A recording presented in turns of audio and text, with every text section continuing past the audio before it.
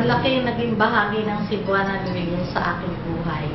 Dito ay naitaguyod ko ang pag-aaral ng aking anak sa pamamagitan ng PJLI Foundation. Naging scholar siya dito at nakapagtapos siya na ng college. Nagtatrabaho na siya ngayon. Ngayon, sa taon na ito, ako'y masaya at malungkot na aalis dito sa kumpanyang to sapagkat ako'y magre-retiro na at the age of 60. Malungkot man pero naging masaya ako dahil naging kabahagi ninyo ako dito. Salamat. PLI family, maraming salamat po sa pagtiwala niyo sa akin.